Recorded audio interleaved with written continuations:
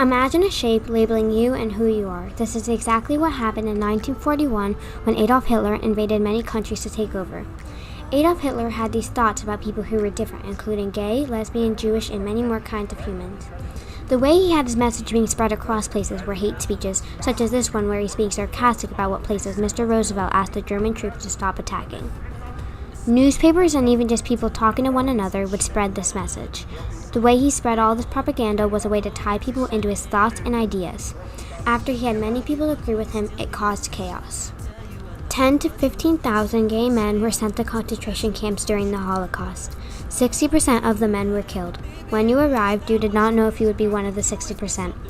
At the camps, people were labeled as groups: Jews with the yellow triangle, blacks with the black triangle, and gay men with the pink one. When you first arrived, you were shown two ways. One way you would work till you die, and the other one you would die immediately. People were scared and in shock, not knowing what would happen to them. The prisoners in concentration camps could write and receive letters on a limited basis. The prisoners could be writing their last letter to a family member, but they wouldn't even know it. There was even a secret code that would tell the outsiders about the Nazis' experiments and what they are doing to them.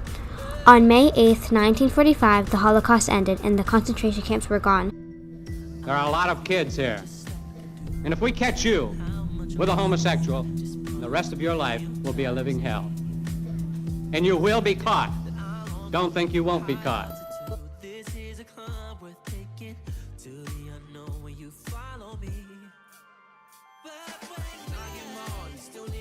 In the 1960s, gay clubs were raided normally by police, but that does not mean it was a normal thing to do. This particular raid was different because of the way the victims acted. On August 28, 1969, the Stonewall Inn was raided by police. The police would hit the men with bats, pull their hair, and hurt them. Instead of staying quiet and exiting the club, the gay men fought back. They knew what the police were doing was wrong, and they were fed up with it.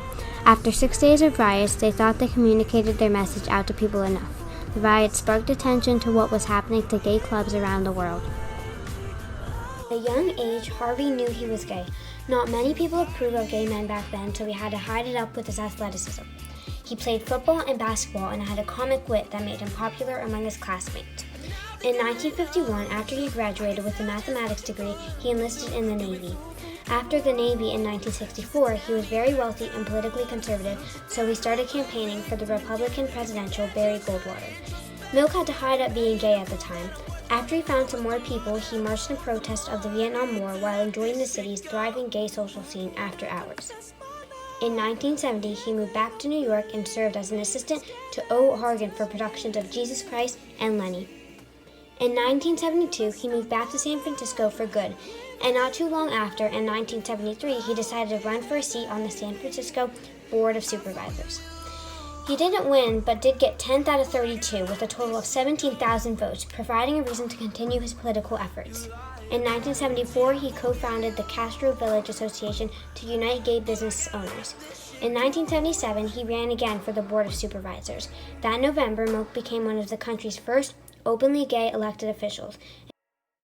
My name is Harvey Milk, and I'm here to recruit you. I want to recruit you for the fight to preserve your democracy. Brothers and sisters, you must come out. Come out to your parents. Come out to your friends, if indeed they are your friends.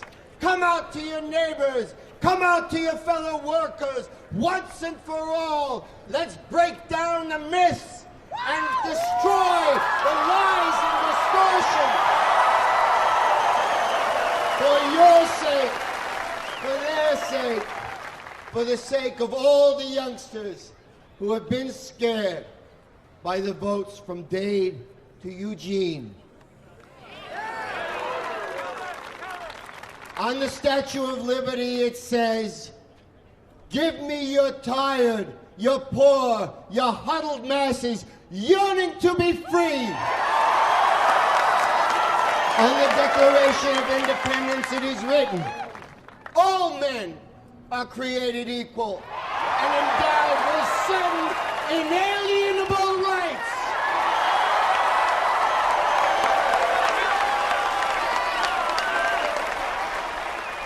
So, for Mr. Briggs, and Mrs. Bryant, and all the bigots out there. No matter how hard you try, you can never erase those words from the Declaration of Independence. No matter how hard you try, you can never chip those words from the base of the Statue of Liberty. That is what America is. Love it or leave it.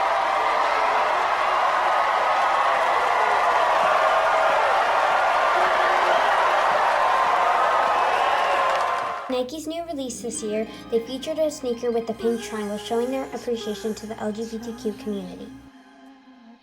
In San Francisco, every Pride Month, they light up a 200 square feet pink triangle on top of Twin Peaks Mountain.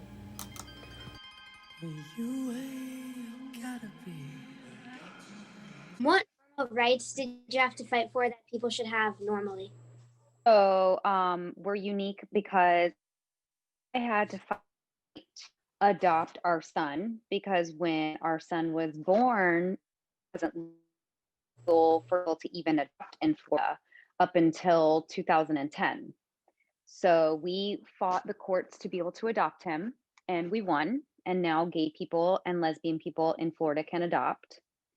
And then we also had to fight to get married. And we went to court for that as well. And we won in the Miami-Dade County court system in 2015. And then my wife and I were able to get married. What did you do to fight for those rights? Like, did you go to any protests?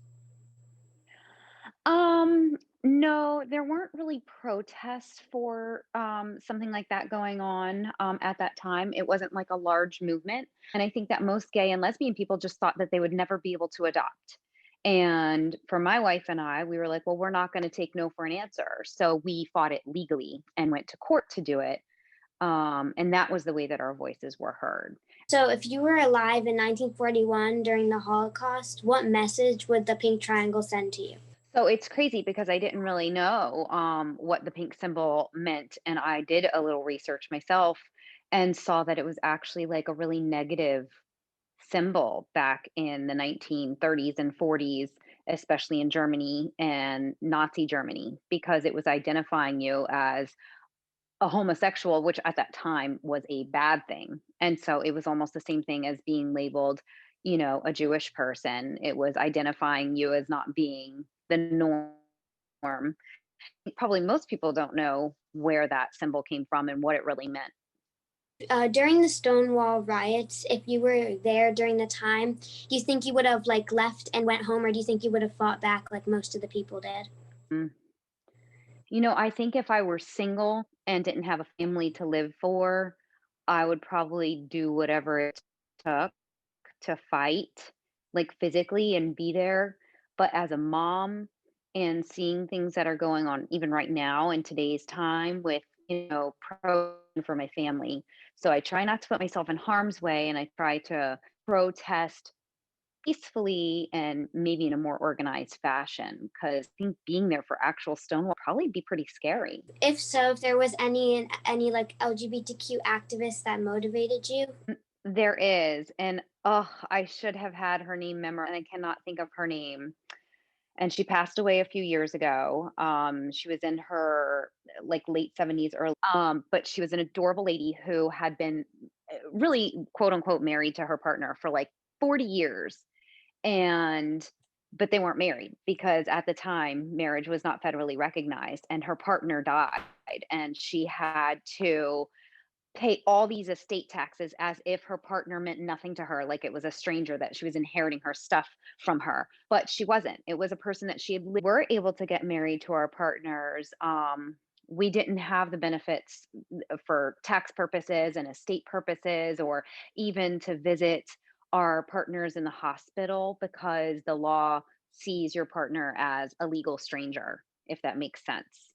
And so this woman, in her 70s, was fighting for all of these rights after she lost her partner that she had been with for 40 something years, just because of the way that the courts were. After everything you've done, what rights have you accomplished? What have you gained? Well, I gained the adoption of my son. and I gained my marriage with my wife, who we've been together almost years, but now we will have been married almost 6 years. In January will be our 6 year wedding anniversary. I have her last name, so we have the same last name.